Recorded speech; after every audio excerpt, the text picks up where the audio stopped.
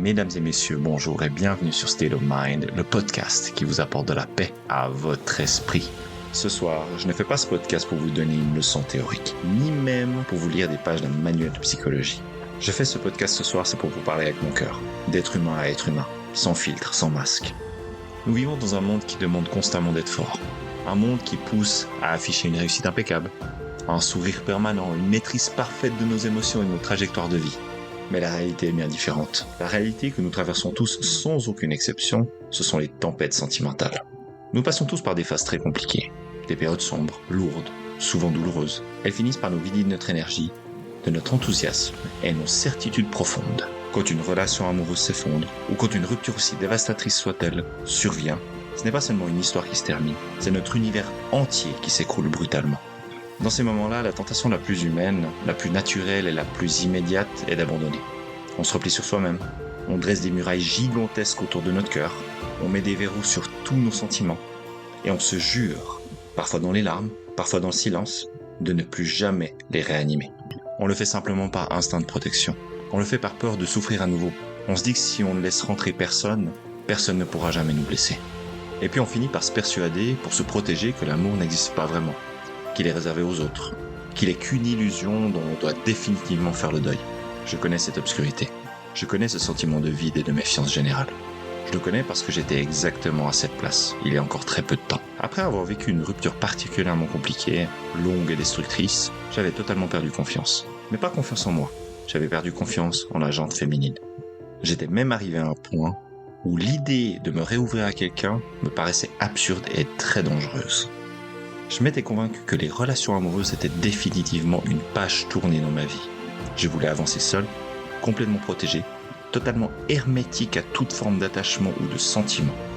Je m'étais répété maintes fois que l'espoir était mort, que tout cela était terminé et qu'il fallait simplement être pragmatique, passer à autre chose, vivre le reste de mon existence sans plus jamais prendre le risque de donner mon cœur à qui que ce soit. Je sais que parmi vous, beaucoup ressentent exactement la même chose au moment même où je vous en parle. Vous avez peut-être ce poids sur la poitrine, cette amertume, ce sentiment d'injustice ou cette conviction profonde que pour vous, c'est trop tard et que l'amour sincère n'y a pas sa place. Et pourtant, c'est précisément là que réside la beauté de l'imprévisible. Souvent, c'est au moment exact où l'on y croit le moins qu'on pense que le livre est fermé, scellé, qu'il n'y a plus rien à attendre, que tout bascule.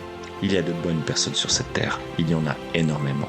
Il y a des êtres magnifiques, profonds, sincères, bienveillants, qui cherchent exactement la même chose que vous, des personnes qui vous sont destinées.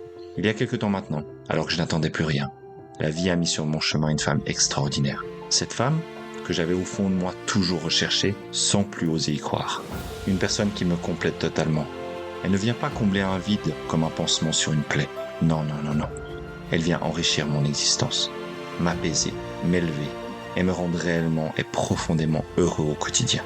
Vivre cela aujourd'hui et être passé par une période de doute et de rejet aussi intense m'a fait comprendre une chose fondamentale, que j'aimerais que vous compreniez ce soir.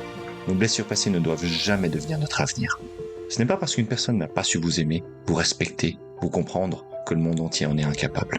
C'est exactement le message que je veux vous transmettre aujourd'hui. Ne laissez pas la peur de souffrir dicter la trajectoire de votre vie.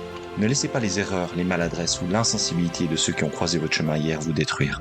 Ouvrez simplement la porte à ceux qui méritent d'être dans votre vie demain. Surtout, n'abandonnez jamais l'idée que votre tour viendra. Persévérez, gardez cette petite étincelle d'espoir même quand vous avez l'impression qu'elle est engloutie. L'amour véritable existe, il existe vraiment, mais il ne prévient pas. Il ne suit aucun calendrier, il se fiche complètement de vos plans ou de vos barrières. Et lorsqu'il se présente enfin, le vrai amour vous démontre avec clarté pourquoi cela n'a jamais pu fonctionner avec une autre personne auparavant.